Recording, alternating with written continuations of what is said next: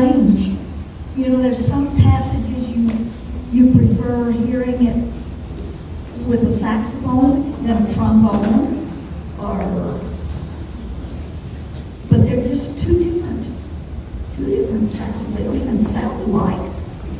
If I played the same number by Benny Goodman and then turn around and play that same number by Artie Shaw, they would be completely two different arrangements and two completely different sounds.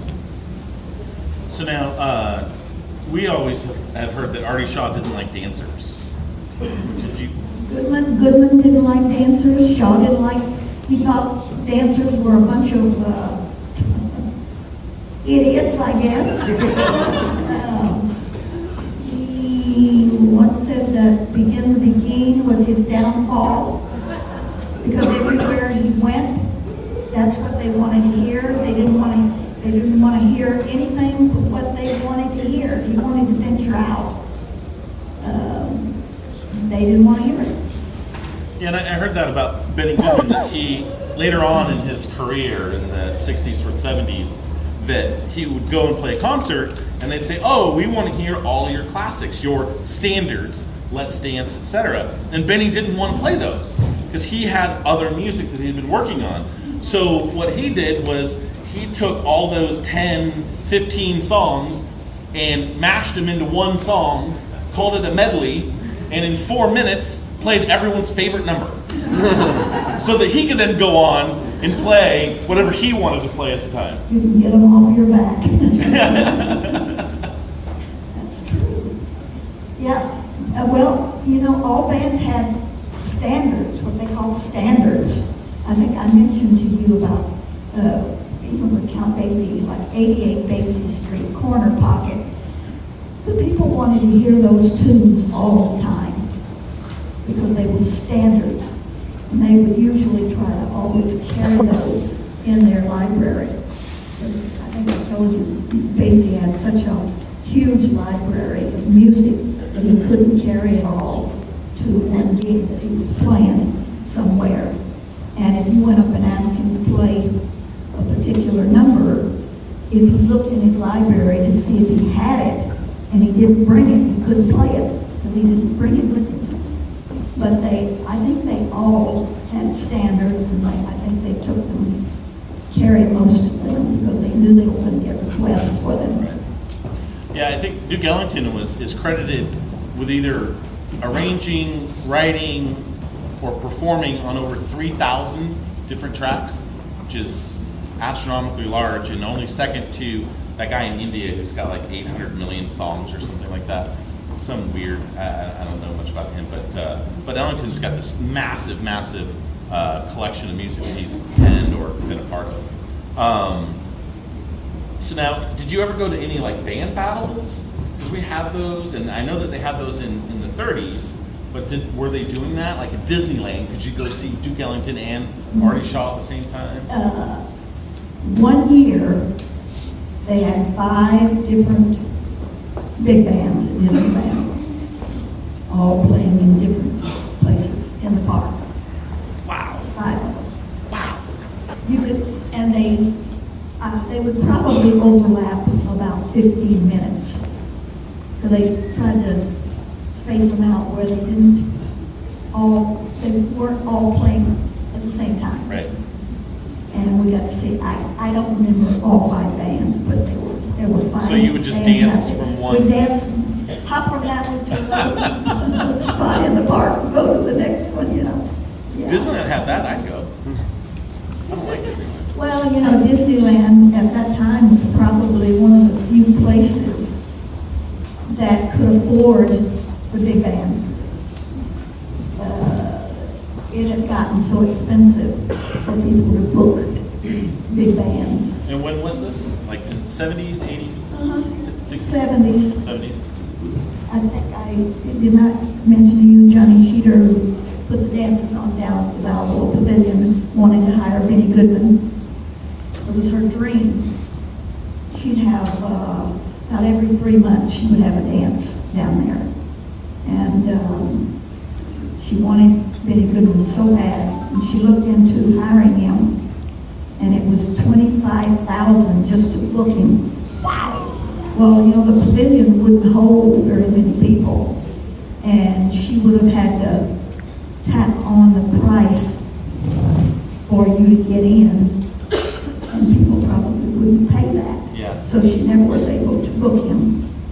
But bands had gotten to be very expensive, so not very many places could afford them. But Disneyland happened to be one place that, and from, I think it was when they started the summer passes, we would buy the summer passes.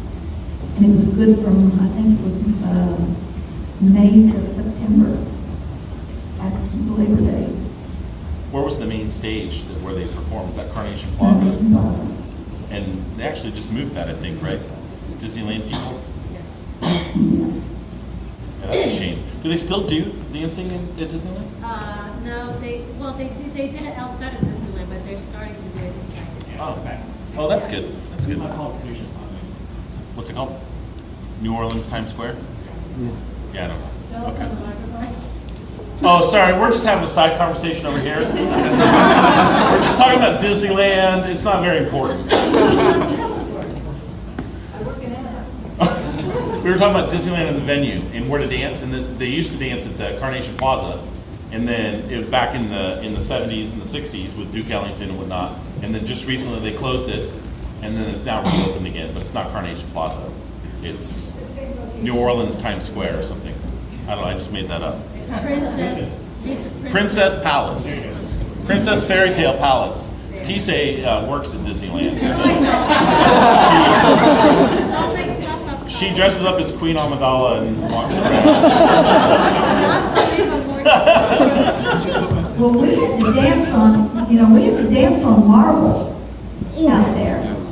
And it was really, really tough on your legs. But, Where was your favorite place to go dancing in Southern California?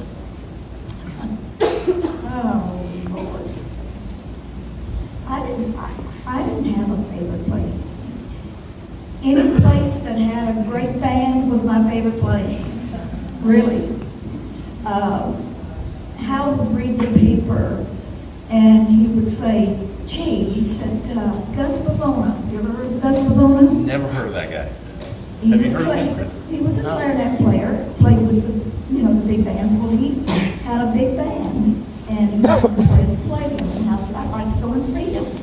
So we went one night. He played a lot like Benny Goodman.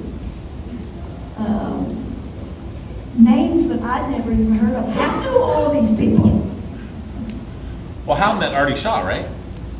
Oh, yeah. We have proof of that? And yeah, do we have proof of that? Yes, we do. So this is another great shot. So this is Hal on the left, Artie Shaw on the right, and then Betty, right?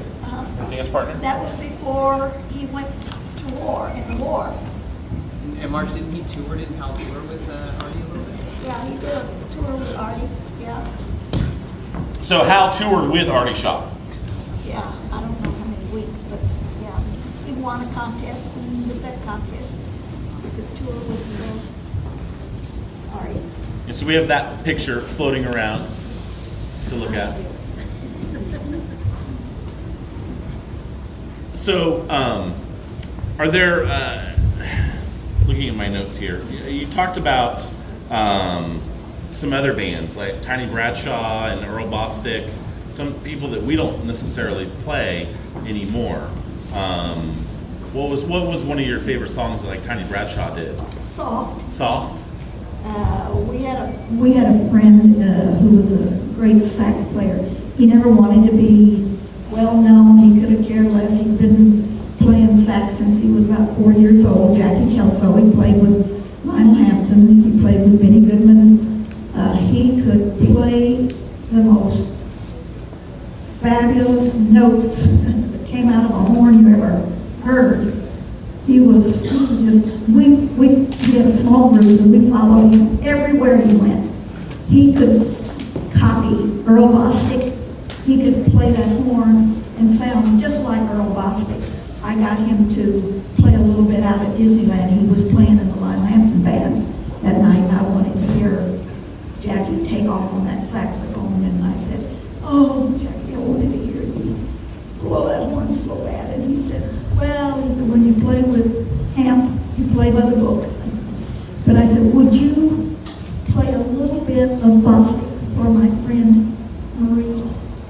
And he said, "Oh, geez," and I haven't played Bostic in years. So he adjusted his little mouthpiece on his horn, and he thought for a minute about a tune and put that horn in his mouth and started playing a Bostic tune. You would have swore you were listening to Earl Bostic. If you can't keep a beat, there's no way you could miss a beat with Earl Bostic, right? He had such a definite beat. So we've got a couple more minutes. Did anyone have any questions for Marge? Talking about dancing or music? How many people latched on to that first thing she said, that Hal's throwout was different than everybody else's, and is dying to understand how that is? Someday you have to show us that, Marge. So This drives me crazy. You look at it on film. Yeah. we're going to save that for next year. Yeah. So next year there's going to be a lunchtime presentation, the difference between Hal's swing out and everyone else, and why Hal's was the best. I think we've got it all planned out, Marge. Well, back then, Hal said the dancers wanted to be a little more unique. And how many have heard of Whitey's Lindy Hoppers? I think one or two over there. Yeah, that's a couple people. From Hal's day, he was one of the few swing dancers amongst Dean Collins and Lenny Smith and Lou Southern and those dancers. They were the Hollywood crowd. Hal was from Redondo Beach. Hal went to see Whitey's Lindy Hoppers. Dean and Lenny and Lou, none of them ever went to see them. And I said, "Well, what was your impression?" He said, "They flipped me out." For they were mostly acrobatic, all aerials. They did very little dancing, and they dance on the offbeat. If you look at a little bit of film and you see the girl, she does a 1, 2, 1, 2, 1, 2, 1, 2, because they don't have enough time to do 1, 2, 3. But anyway, he got to see Whitey's Lindy Hoppers, and I said, "Well, was that an encouragement for you to?" He said, "Well," he said, "not really." But he said, "I didn't want to look like him. I didn't want to look like him, and I didn't want to look like him." He said, "I wanted to be my own person.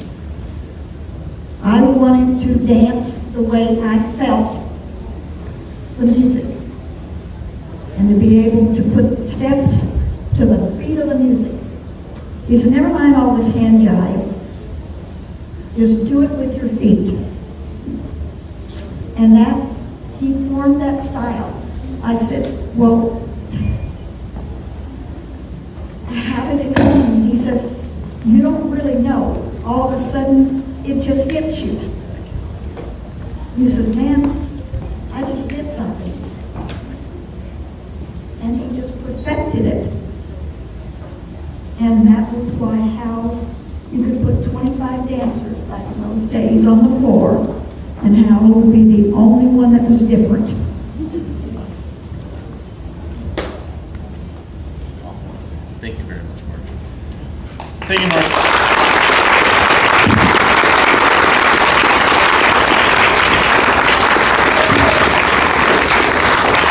So I think we've got class coming up after this, so we need to do some stuff with the tables and the chairs and other things. So we can maybe push those back to the sides. That would be good.